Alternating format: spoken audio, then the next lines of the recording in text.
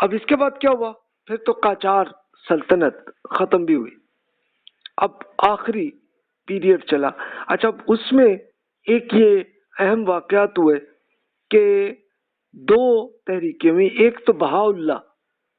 صاحب نے ایک یہ نبوت کا دعویٰ کیا تھا اور بہائی مذہب بھی ایران میں شروع ہوا، لیکن کب ہوا، کیسے ہوا، کیا واقعات ہیں، اس کو ہم ڈیٹیل سے تحریکوں کی سٹڈی میں ہم کریں گے کہ بہاءاللہ صاحب نے کس طرح سے ایران کے اندر ایک نبوت کا دعویٰ کیا تھا۔ اچھا، سیم اب دیکھیے یہ ٹائم وہی گزرا کہ جب انڈیا کے اندر بھی، پنجاب کے اندر جب یہ ہوا کہ قادیانی صاحب نے نبوت کا دعویٰ کیا تھا، تو سیم ملتا جلتا ہی بہاءاللہ صاحب نے ایران میں کیا تھا۔ تو یہ چل رہا تھا، لیکن یہ ظاہر ہے کہ ابھی تو ہم پولیٹیکل سٹڈیز ہی کر رہے ہیں نا، تو ہم ڈیٹیل سے تحریکوں کی سٹڈی اس وقت کرتے ہیں۔ اچھا، پھر ایک اور بڑی تحریک جو جس کے ایک صاحب تھے سید جمال الدین افغانی صاحب، یہ 1897 میں فوت ہوئے ہیں، تو یہ افغانستان کے تھے۔ انہوں نے کیا یہ کہ ایران میں آ کے رہے، انڈیا میں رہے، پھر ایجپٹ میں گئے، اور پورا ایک میسج انہوں نے ہر طرف، بہت سارے خطوط میں اور بہت سارے اس زمانے میں میگزینز بن رہے تھے، وہاں پہ انہوں نے یہ کیے، اور پھر لیکچرز بھی کیے، جس کو ہم پین اسلامزم کہتے ہیں۔ اب یہ کیا چیز ہے، اس کی ڈیٹیل ہم پوری افغانی جو جمال الدین افغانی صاحب نے کیا آئیڈیاز تھے کہ جس کے ذریعے، یعنی وہ یہ چاہ رہے تھے کہ دوبارہ، یعنی بیسک بات یہ تھی پین اسلامزم، کہ ہم دوبارہ مسلمان اب یہ پورے یورپ کے انڈر رہ رہے ہیں، تو ہم پھر آزادی حاصل کریں۔ تو وہاں سے ان کی ایک تحریک وہ چلی ہے، اور پھر وہ چلتے ہوئے آج تک اثرات ہیں اس کے۔ تو یہ 1897 میں وہ فوت ہوئے، اور اثرات ان کے آج کل بھی ہیں۔ تو ان کی پوری ڈیٹیل اس وقت کریں گے کہ آگے تحریکوں کی سٹڈی ہم کچھ لیکچرز کے بعد ہم شروع کریں گے۔ اچھا، پھر اب ایران میں آئیے، تو پھر جمہوریت کا ایک مطالبہ ہوا کہ بہت سارے لوگوں میں، اب ظاہر ہے کہ وہ یورپین سٹائل میں وہاں سے سکولز میں جو پڑھ رہے تھے، تو انہوں نے ایک باقاعدہ احتجاج بھی کیا اور کہا کہ نہیں جی، ہمارے ہاں بھی ایک باقاعدہ پارلیمنٹ ہونی چاہیے، ایران کا آئین ہونا چاہیے، ایک ڈیمانڈ ہے۔ ڈیمانڈ تو آئی ابھی، لیکن دوسری طرف ایک ایشو آ گیا، فرسٹ ورلڈ وار۔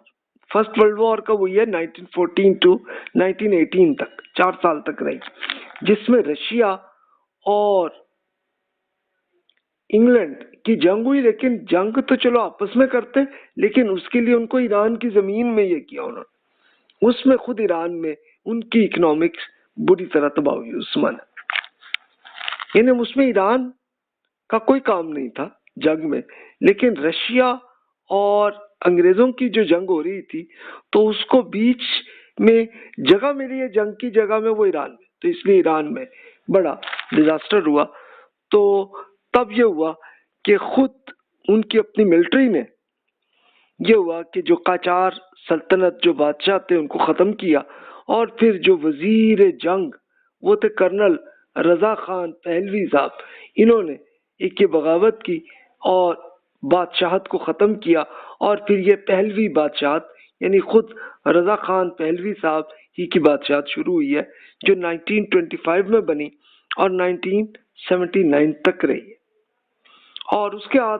تو اگلے عرصے کی اس لیکچر میں ہم تفصیل سے کریں گے کہ جب ہم اس ٹائم میں پھر کیا ہوا، کہ اب ہم نے تو 1924-25 تک جا کے ہم نے ختم کرنا ہے نا، لیکن مختصر عرض کر دوں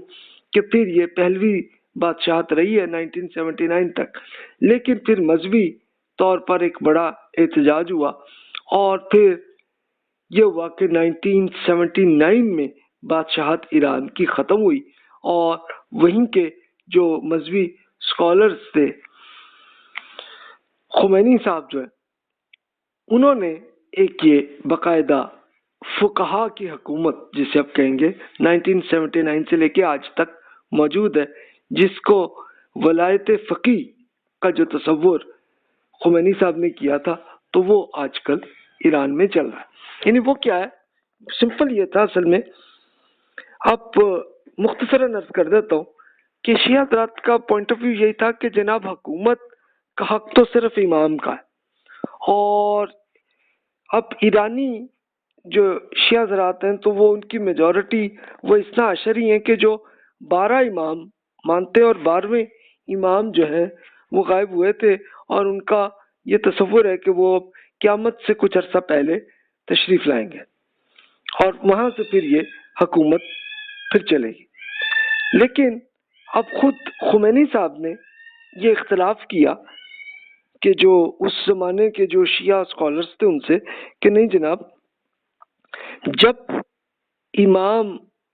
غائب امام جب تشریف لائیں گے تو اس وقت ہماری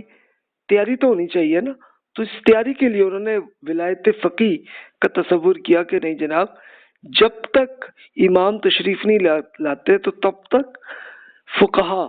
کہ جن کے جو اسکالرز مذہبی اسکالرز ہیں ان کی حکومت ہونی چاہیے۔ تو وہ 1979 میں بنی ہے اور آج تک ہے ایران میں۔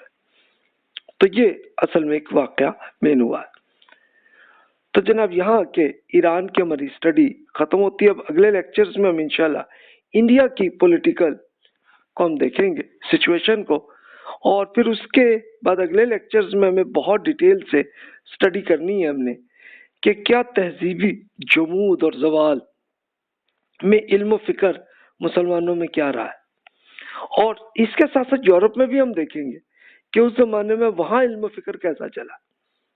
کیونکہ اس سے ہمیں اندازہ ہوگا نا کہ کیا ہے۔ اس کے بعد پھر ہم انشاءاللہ مسلمانوں نے جیسا اس زوال کے پیریڈ میں دعوت کیسے پھیلائی ہے اور کیا اس کا بہت کامیابیاں ہوئی ہیں، تو اس کی ہم اسٹڈی کریں گے، اور پھر ایٹ دا اینڈ ہم پھر مختلف تحریکوں اور فرقوں کی اسٹڈی اس کے بعد کر کے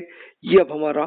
ٹاپک 1924 کا ٹارگٹ جو ہم کر رہے ہیں وہ ختم ہو جائے گا، اور اس کے بعد تو پھر ہم یہ کریں گے کہ آخری جو لیکچرز میں جا کے ہم پہ دور جدید کی ہم اسٹڈی کریں گے۔ تو جناب ابھی آپ کے ذہن میں جو سوال ہے بلا تکلف کر لیں، اگلے لیکچر میں ہم پھر انڈیا کی جو تیسری بڑی گن پاؤڈر جو حکومت بنی تھی مغلوں کی، تو اس کی ہم اسٹڈی اگلے لیکچر میں کور کرتے ہیں۔ جزاک اللہ خیر و احسن الجزا۔